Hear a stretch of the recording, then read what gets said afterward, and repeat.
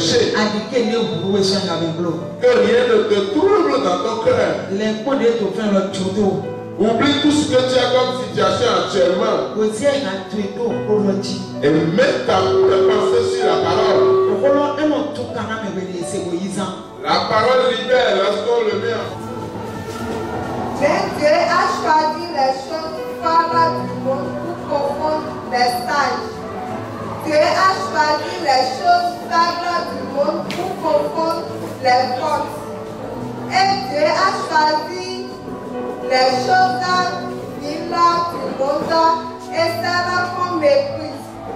Celles qui ne sont point pour réduire à néant celles qui sont. Nous et non mon domo vivol dodo wiya me do wonle nous e bekole no mon domo nous maswate nous pege nous yaya ma so do pa nous e so domo nous ke amen amen nous les qui a pour bena mi domo nous projet ko. J'ai demandé de lire le français et le fond pour qu'on puisse comprendre. Tu as choisi. Le français a dit Dieu a choisi. Le choix de Dieu sur toi. Notre thème de ce matin est intitulé Le choix de Dieu sur toi. Le choix de Dieu sur toi.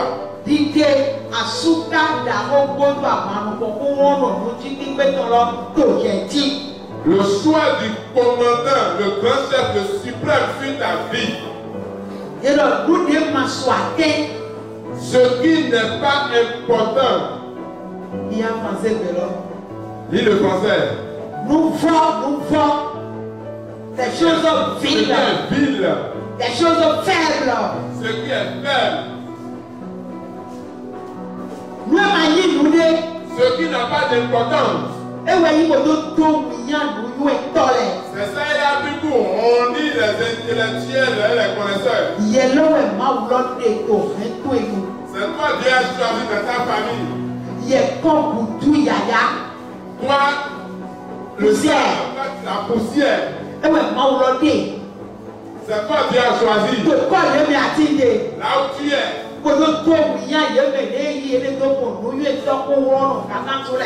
Et il a pris pour on dit ceux qui se sont appelés hommes forts.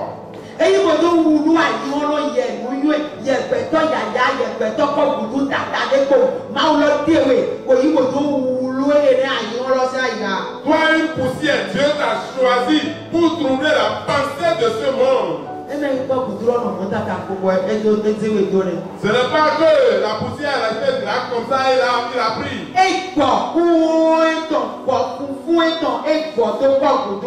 Il a inspiré son notion, il a inspiré son âme dans la poussière, son esprit dans la poussière. Et c'est devenu l'être vivant, un homme. Toi, une chose vile, sans importance. C'est en cela les choses disent. C'est moi une poussière qui m'a fait du bonheur.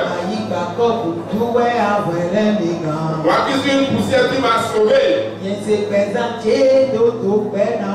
Je prends ma vie en remerciement pour toi. Voici ma vie au Père. Une poussière. Nous sommes des poussières. Et Dieu nous a choisis pour troubler les hommes forts sur cette terre.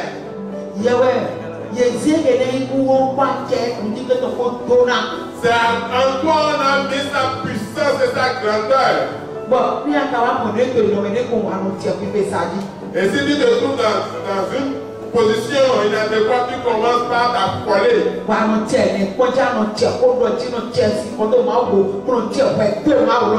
Et tu commences à avoir des soucis et à embêter et à dire des choses ignobles sur Dieu.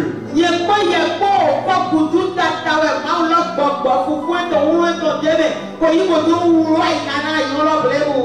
qui sommes une poussière, c'est en nous Dieu a inspiré son esprit pour troubler le monde entier. Toi qui n'es qu'une brebis de balai. Kami tu singa putan ẹ. Est-ce que la brebis de balai peut tuer le Yẹwẹ serpent? yéde tó kú kan pèmí tàyí kami tu na tó kó ta pẹ̀tọ́ yé tó filẹ̀ ẹ. C'est toi qu'on a choisi en tant que brebis de balai pour tuer les hommes serpents qui sont dans ta famille. Do ekpɔ fún ètò pọ̀ fún ètò tó yẹ ni. Parce qu'il a inspiré, il a soufflé son esprit et sa force en toi. Wẹ́n tẹ́ tù mí máa di gbogbo ọ̀rọ̀. Et pourquoi nous ne sommes pas allés chercher cette force? Dìde máa ń tọ́ tó pẹ̀sán tó lè jí. Le choix de Dieu sur ta vie. Máa lọ dé òye bàbá. Dieu t'a choisi père. Àbí tó sọ̀kan tó yí òkà àwọn ètò ètò kò tọ́jú mi tọrọ. Afin que tu deviennes chef de ta famille et que tu prends soin de la famille. Wẹ́n tẹ́ tó máa di gbogbo máa lọ tọ̀ dé gbọ́ tó yẹ kọ́ kó tó mẹ́wọ́ tó dé òye lọ. Nà tó sọ̀kan tó kẹ̀ pẹ̀ tó lọ́dọ̀ dé tiẹ̀ ló. Maintenant, pourquoi tu n'as pas cherché la force qu'il faut pour pouvoir maintenir et contrôler ton frère comme cela se doit? Wà á tó kàn kàkà yìí wà máa di gbogbo dé yẹ ká tutù lọ kúrò yá náà yìí máa tó pé ó tà ní kò tó ká tó náà wọ̀ tó lọ kúrò yẹ máa tó dé náà yìí tó dé náà yìí tó dé wẹ́wẹ́ kó náà tó náà tó pé kò tó kùtà lọ a máa pé kò kùtà a máa sá kò kàn báyìí tó wọ̀ tó lọ rẹ̀. Et tu es en train de faire un chef sans pouvoir parce que tu n'as pas été chercher la force qu'il faut pour dominer, pour être un homme et pour être celui qu'il faut pour que le frère puisse évoluer. Tu n'as pas cherché cette force. Ẹ máa ń fọ́ọ̀sì kàkà kó ń bá. Ce n'est pas seulement la force. Fọ́ọ̀sì kú wọn máa ń tọ̀. La force est le pouvoir de Dieu. Máa ń bọ̀ lọ́tọ̀. Le Dieu infini. Mẹ báyìí dé tó tó jíwé lọ. Celui-là qui t'a choisi. Bíbí gbogbo. Voyons. Dé ébà yá kẹ́rì lẹ́kùn. Quand il a créé les hommes. Non, non, l'autre tó ẹ tó ta yé lẹ. Mais c'est avec les choses des cieux qu'il a créé les hommes. Kò kàwá tẹ̀lé lẹ̀ ká kọ̀ kùtù tàkà kọ̀ kùtù ká kọ̀ kó ètò ilé ẹ̀jẹ̀ tó kọ̀ fún kó tó wẹ́ soufflé tó bí lẹ́mẹ̀. Et nous autres qui sommes sur la terre, il nous a pris en tant que poussière. Il a soufflé son âme, son énergie et son esprit en nous. Ní àti tòlù mẹ́lẹ́ gbẹ́gbẹ́ gbẹ́. Si tu te trouves dans une position actuellement, Kò mẹ́ ní ìbùkún yìí. sois heureux. Máa tó bẹ̀ máa wúlò. Ne va pas juger, ne va pas condamner le Seigneur. Dídé dàgbé mẹ́ta tó ní pé ẹ̀kọ́ jì. Parce qu'il a fait un bon choix sur nous. Èyí wẹ̀ náà tó wú àyíwọ́ lọ. Il t'a choisi pour troubler le monde. O sọ ní jí yẹ dé. Là où tu vas, dans ton état là, Ìdè máa ń tàn tó jí ọlọ́mọ ní yẹ ní ìwé tó parun náà yé. le choix de Dieu dans ce lieu est d'aller les troubler. Káàtì èdè àdè. Dans le quartier où tu es. Èdè òótọ́ tí ọlọ́pàá yìí tó jí ọlọ́mọ lọ yẹ lọ́wọ́ ẹ̀ náà tó tún ká yẹ kọ́ kùtọ́ náà tó tún ká náà kàkà súlẹ̀ tó fẹ́. Le choix que Dieu a fait sur toi est que toi, la poussière qui est dans ce quartier, tu dois trouver les hommes forts qui sont là. Il y a 27 là. Lis le verset 27 pour nous, Donc français bébé. en français. Mais Dieu a choisi les choses folles du monde pour confondre les sages. Les choses folles du monde. Nous voulons que ça aille au toilette. Pẹ̀lú wúlò lélẹ̀ ìlú yú ìtọ́ rẹ̀. Pour confondre les sages.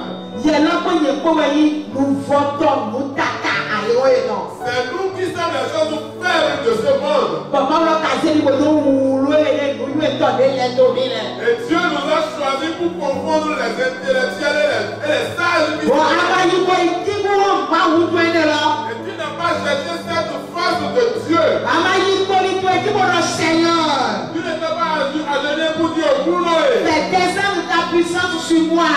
Le mouvement que j'adorais Dieu. Sur mon chéri, sur ma chérie. Toi, souterrain, Sur mes enfants. que viterait Dieu. Pour trouver les puissances des ténèbres aux non-puissances de Jésus de Nazareth, peut-être à ma demeure. Pourquoi tu n'as pas dit ça? Aidez, nous votons les. Il a choisi les choses viles. Continue. Dieu a choisi les choses faibles du monde pour confondre les forces. Mais dès qu'il fait temps, on peut tout dire. La poussière est une poussière. Quand vous devez y avoir un Nous sommes une poussière. à moins qu'on ton énergie, ton énergie, ton Mais il a soufflé son énergie, sa force et cette son force, où est-ce que tu l'as mis? On est en train de te confondre, c'est pas toi qui l'as confondu. Et ils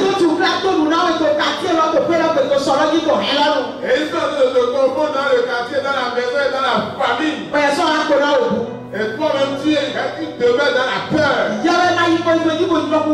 C'est toi qui ne t'es pas agenouillé pour invoquer la force.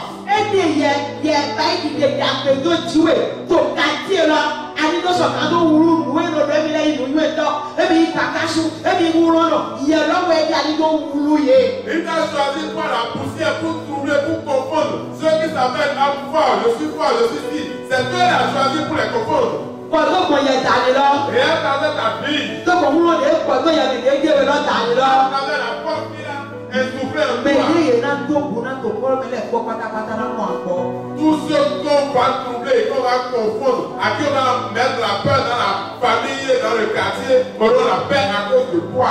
Continue. Et Dieu a choisi les choses vives du monde et ça leur comme plus. Nous père. Les choses vides, Nous m'assoitons. ceux qu'on méprise. Quand nous père. On dit un méprisé, Nous m'assoitons. celui-là qui n'a pas d'importance. Il y a l'homme aidé. C'est toi qu'on a Il choisi. y a des m'assoitons pour nous croire dans l'homme. Toi qui n'as pas de valeur devant Il y eux. a nous père de nous croire dans l'homme. Toi le méprisé devant Il y eux. a l'homme qui est bail de nous pour moi, ton corps, pour ton côté, mais nous sommes à nous rouiller, mais nous gagner.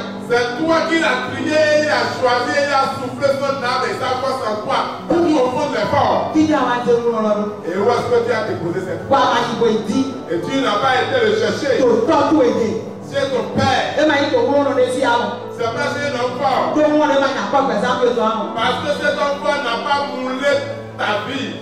Fi da to wo lo do do. Où est-ce que tu as laissé la force? E je ba ma yi ti wo lo. Pourquoi tu n'as pas cherché cette force? A ma yi papa to lo si nu ko. Tu n'as pas été à la face de ton père. Wa ro ye we ade to ko lo me ma. Et tu m'as dit, c'est moi qui as choisi. A ma mo de Goliath to nya ko to ne ke ne Israel to le. Tu n'as pas vu lorsque Goliath était en train de confondre les Israélites. Nu pe ne ma so aten.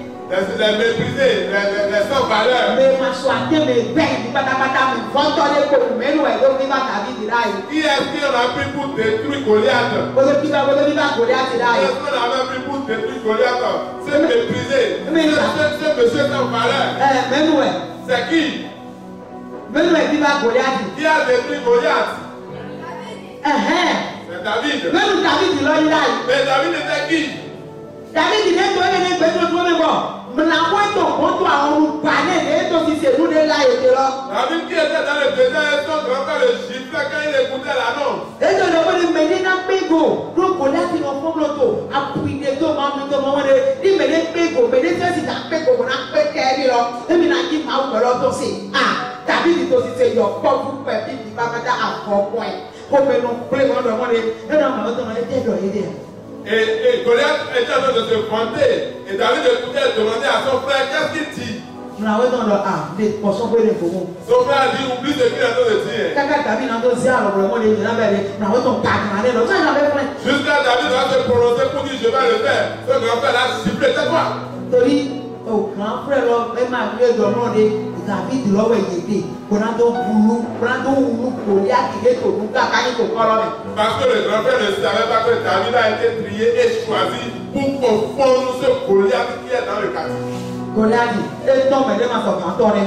Si Goliath sort, personne ne pouvait plus sortir. Ewusu tsɔn biri do tó o tó agbègbè lɔ dzi. Il est devenu John dans la zone. Bɔn ní dɔmɔ de ekpekpe de mɛlɛ kó pátá no biyɔ kene niglo amado niglo abiyɔ amami o sudo ta. Et quand il toussait, tout le monde allait sous le lit ou de s'enfermer dans les armoires. Ama David kénékéné de ma wlɔba yi de etɔ edzi.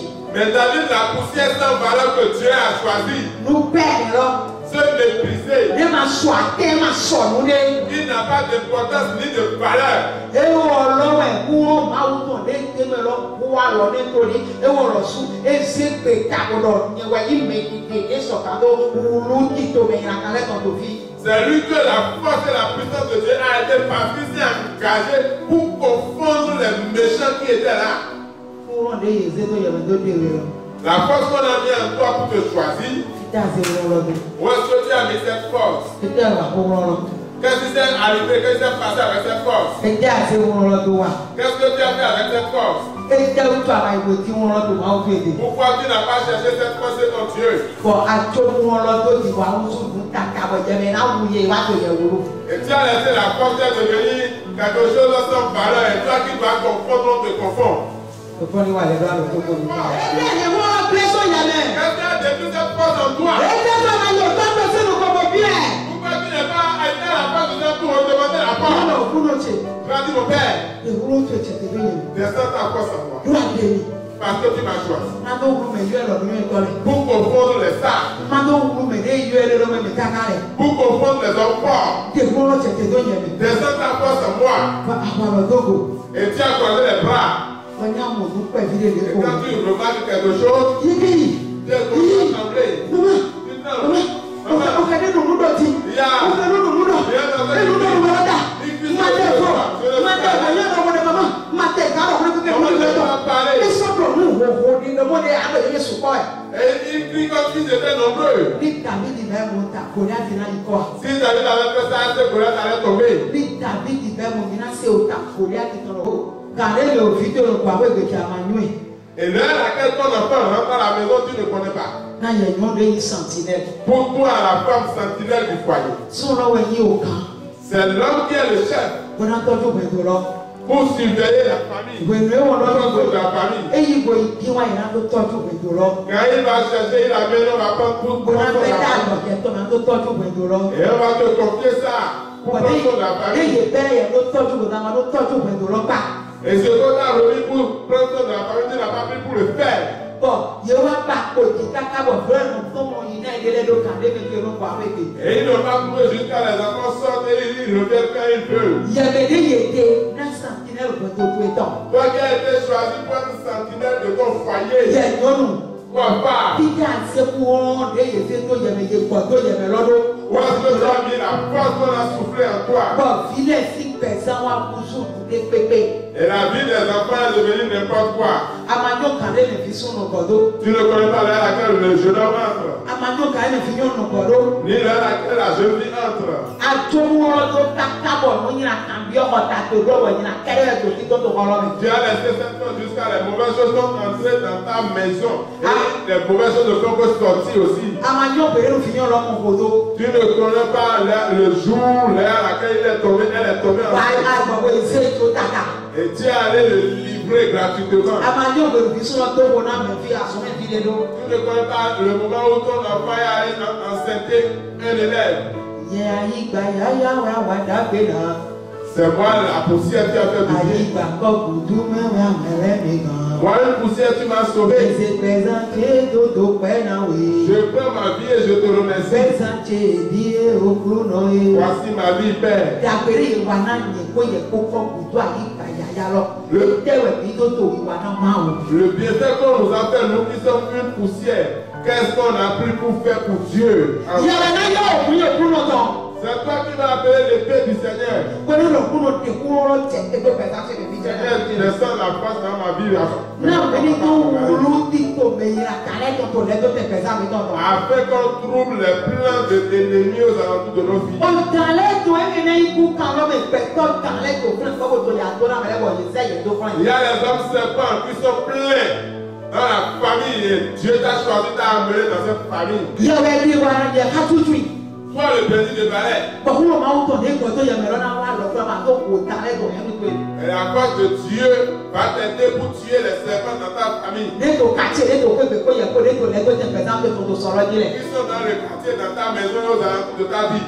Bọ̀ fíjẹ́ àti wọn lọ́dọ̀. Où est-ce que tu as caché cette force? Ẹjẹ́ náà máa yóò tọ́ pé lọ́dọ̀ sí ìlú kọ̀ọ̀kọ̀ bí ọ. Pourquoi tu n'as pas demandé la force devant ton Père? Bọ̀ yẹmẹ̀dé náà wùyé wẹ̀ náà tó tó òun dídá máa tọ̀ lé kọ́lẹ́ tó yẹ lọ́gbọ̀n máa pé ìgò a máa pé gbogbo sáńkó wọn dé yé ló dé òwe lọ. Bọ̀ yé tó mẹ́lẹ̀ kó pátá sí pẹ̀sán àkẹ́gbẹ́ tó kún kárọ̀ mi. Et toi qui dois les détruire, et ils vont laisser la vie des autres, tu n'as pas pu les détruire, ils sont en train de détruire tout le monde dans la famille. Ike máa ń tọ̀ tó tí wà nínú yí àsọ̀rọ̀ wa tó ẹgbẹ́ ìwà àjọ́dọ̀. Le choix de te tuer est sur toi pour que tu puisses œuvrer dans ta famille et tu as laissé. Ìyẹ̀wò tó ń rìn náà sọ tó ètò. C'est toi qui as laissé ton œuvre. C'est toi Bọ̀ qui as laissé tes ìwé œuvres. ètò òfin tó èlú bọ̀. Ìdílé yìí bẹ̀rẹ̀ tó yẹ jí lọ. Náà pé gbogbo wúrú yẹ gbogbo tó yẹ lẹ̀. A máa pé gbogbo ìgbà ẹ̀sán ìdètò. A máa sán kẹ̀kẹ́ pọ̀ yẹ fún ètò mẹ́tò kún lọ́mẹ̀lẹ́ pẹ́lẹ́pẹ́lẹ́ ètò pẹ̀sẹ̀ ètò wúrú. C'est toi qu'on a choisi pour œuvrer dans ta famille et tu n'arrives pas à le faire. Et ceux qui troublent, qui confondent dans la famille ont persévéré dans ce qu'ils sont en train de faire et ta vie est en train d'être détruite. Ẹ jẹ́ ètò àyọ̀súdò yìí. Qu'est-ce qui te bloque? Bọ̀ ìdílé mọ́ lọ́mọ ẹgbẹ́ tó lọ. Et le choix que Dieu fait sur ta vie ne s'est pas accompli. Toi, enfant, en qui on a mis la force afin que tu sois un exemple. Pour confondre ceux qui sont dans tout que tu es vraiment choisi. Tu as laissé la force de Dieu.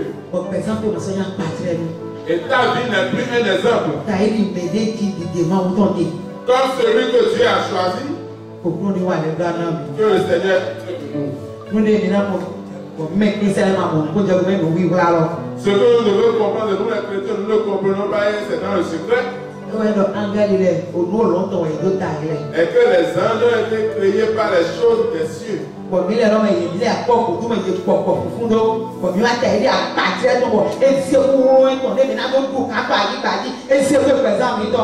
nous, on nous a enlevé de la poussière, nous sommes à son image. Et il a mis sa force et son énergie en nous. Pour dominer la terre. Et nous l'avons laissé. Quand on est en train d'écouter tout ceci, on doit aller chercher notre force, la force de Dieu. Pour pouvoir confondre ceux qui s'appellent en force sur cette terre.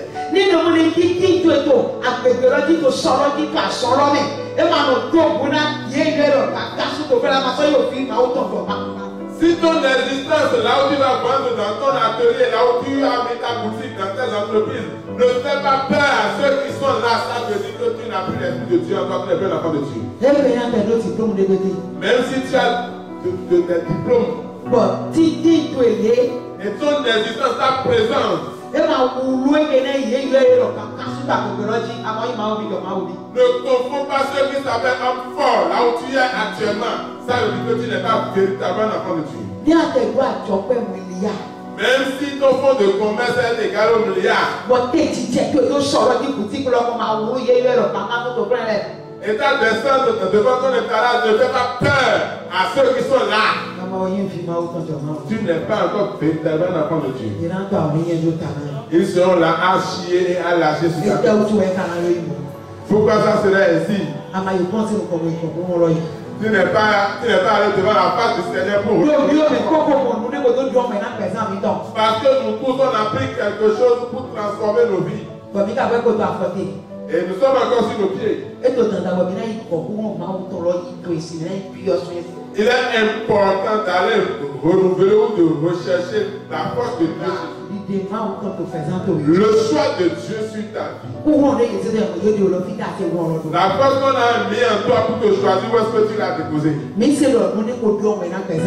On a appris qu'il y a quelque chose qui a déjà transformé notre vie. Peut-être c'est cette chose qui a diminué la force.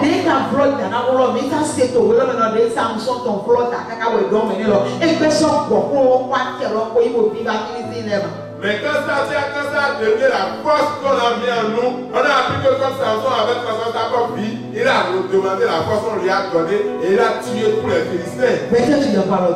Mais pourquoi nous croisons les bras? Et on ne cherche pas à rechercher encore la force. Le choix de Dieu sur notre vie. Ma force doit reprendre cette activité. Le choix de Dieu sur ma vie. La force qu'il a pris pour me choisir doit commencer par œuvrer.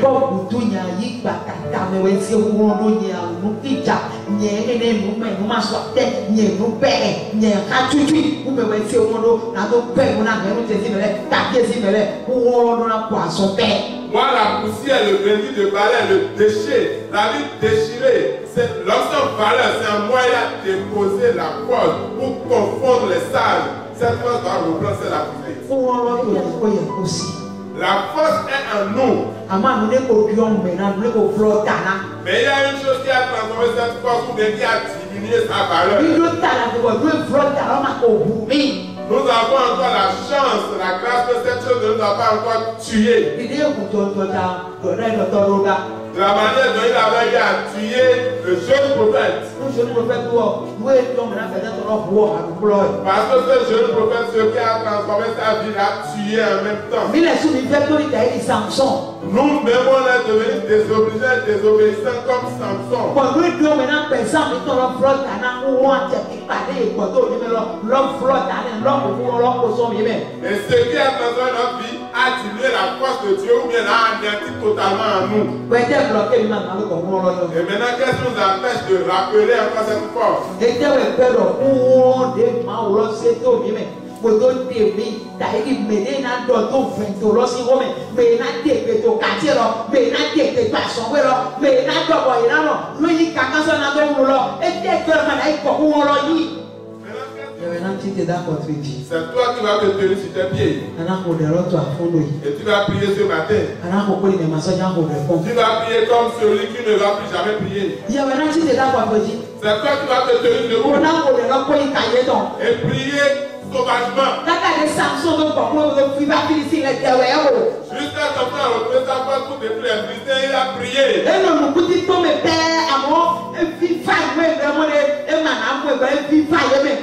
Il était resté dans l'aveuglement, mais étant comme ça, il a détruit tous les Philistins.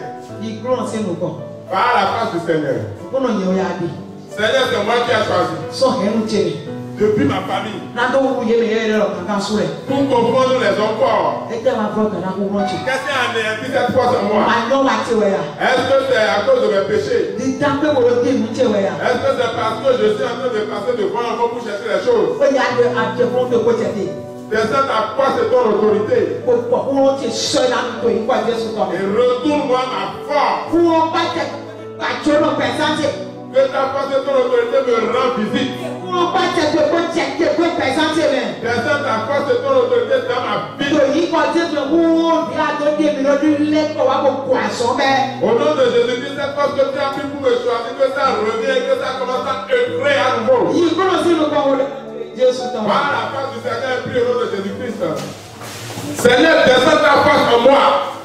Au cours de courant que tu as fait, pour qui t'aide là, il y a ce que je veux dire. Pendant que nous à côté, dans notre monde, au cours de têtes de personnes, des têtes de personnes, ni courant des enfants debout, encore courant dîner, au cours de l'état Jésus nous a encore courant de et nous faisons courant qui t'aide là, il y a ce que personnes, il y a une colonne de pendant que nous à côté, pendant que nous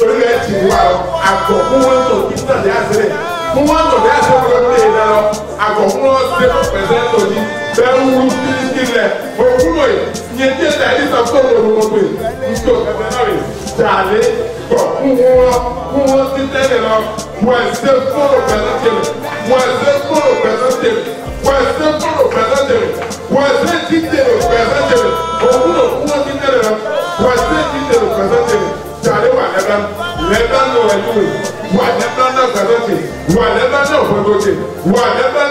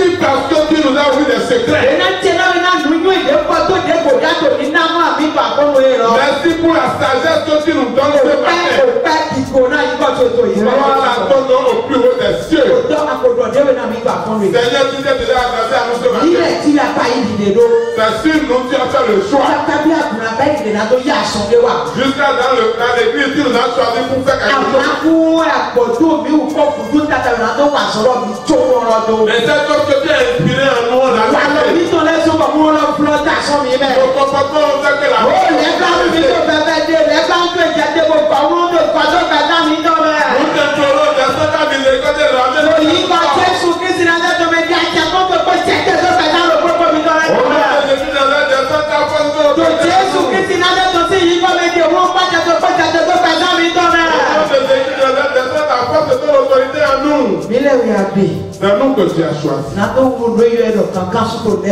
Pour couvrir ceux qui sont encore aux alentours de nos vies. Qui reçoit tes yeux.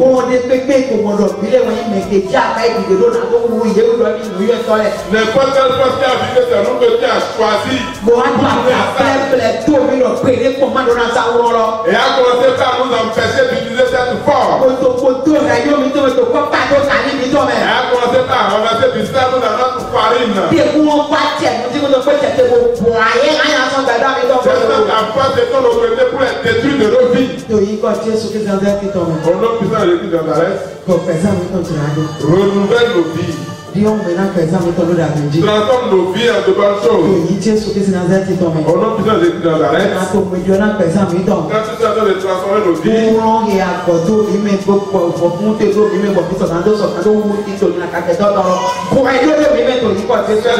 premièrement que tu avais inspiré en nous pour trouver les hommes forts, amène-nous cette force au nom de Jésus-Christ. Que cette parole se fructifie dans nos vies. Qu'il en soit ainsi.